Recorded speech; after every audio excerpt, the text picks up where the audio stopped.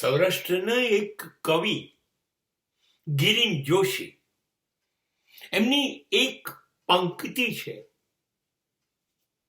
ઈશ્વર પણ એના ઓટોગ્રાફ મને આપ્યા હતા, પણ એની જેમ અદ્રશ્ય છે, ઇનવિઝિબલ. અને એમણે બહુ સુંદર પંક્તિ કહી કે મારે ઈશ્વરના ખૂનનું કાવતરું ઘડવું છે. મારે ઈશ્વરના ખૂનનું કાવતરું ઘડવું છે, પણ એવી જગ્યાની શોધમાં છું જ્યાં એ ના હોય. પહેલી લીટી સાબિત કરે છે કે ગિરીનભાઈ નાસ્તિક માણસથી ઈશ્વરમાં વિશ્વાસ ધરાવતા નથી. અને બીજી લીટી સાબિત કરે છે એનાથી વધારે ઈશ્વરમાં માનતું કોઈ નથી. એનો મતલબ કે કાવતરું ઘડવું છે, એને મારી નાખવું. મારાથી સહન નથી થતું આ વિશ્વ જોઈને. ઈશ્વર છે, મારે મારી નાખવો છે. ત્યાં સુધી એ નિશ્ચય સુધી છે, નાસ્તિકવાદમાં છે એવું લાગે છે. અને પછી કહે છે કે ના, પણ કાવતરું ઘડવું ક્યાં? મારે તો એવી જગ્યા જોઈએ છે એને ખબર ના પડી જાય કે હું એને મારી નાખવાનું છે. પણ એ તો બધી જગ્યાએ છે, એ તો સાર્વત્રિક છે, સર્વ જગ્યાએ ફેલાયેલો છે. તો એને તો ખબર પડી જશે, માટે હું એને મારી નહીં શકું. ત્યાં આસ્તિકતા શરૂ થાય છે. મને એક દિવસે ઉમાશંકર જોશીની એક લીટી મળી હતી. એક સાંજે સૂર્યાસ્ત સમયે મેં ઈશ્વરને રંગે હાથ પકડ્યો હતો.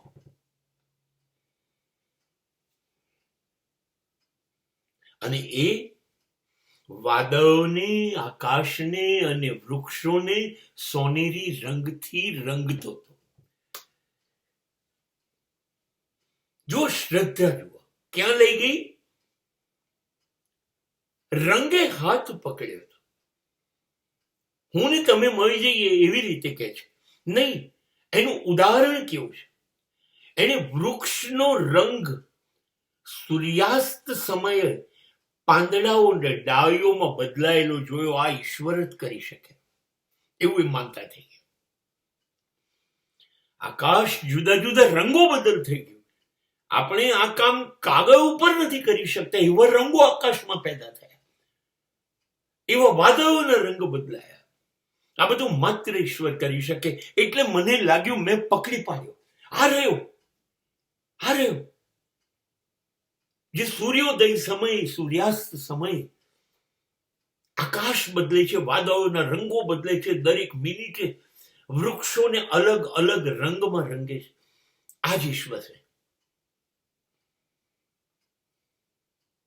ये कौन चित्रकार है, ये कौन चित्रकार?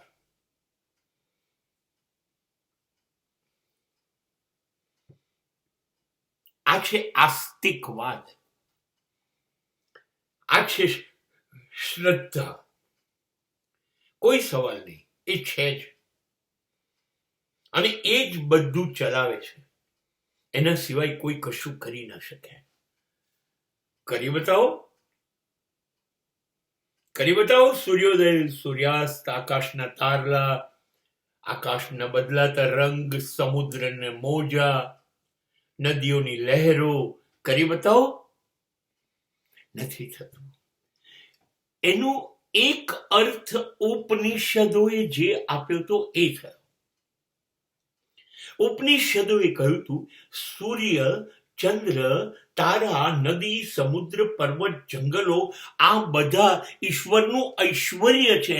આ જ દેવતા છે, આ જ ઈશ્વર છે. અને માટે વેદ અને પુરાણોએ આ લોકોની સ્તુતિ કરી હતી, સૂર્ય ઉપાસના. કુદરત એ જ ઈશ્વર છે.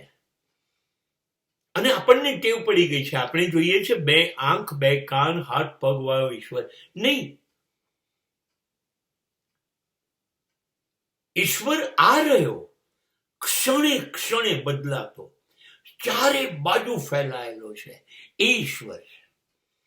એટલે ઋષિઓએ આપેલો ઈશ્વર એ કુદરત એ જ ઈશ્વર છે. Existence is it self God. અસ્તિત્વમાં શ્રદ્ધા રાખો અને એ ઈશ્વર છે. પેલા એ કીધું ઈશ્વર છે જ નહીં, નીત્સે. અને આ લોકોએ કીધું ઈશ્વર છે, પણ આપણી જોવાની દ્રષ્ટિ નથી. આપણી પાસે જોવાની દ્રષ્ટિ આવશે તો ચારે બાજુ આપણી ઉપર નીચે ઉત્તર દક્ષિણ પૂર્વ પશ્ચિમ ઈશ્વર સિવાય બીજું કશું છે જ નહીં. અને આ ભારતીય સંસ્કૃતિ છે, આ આસ્તિકવાદ છે.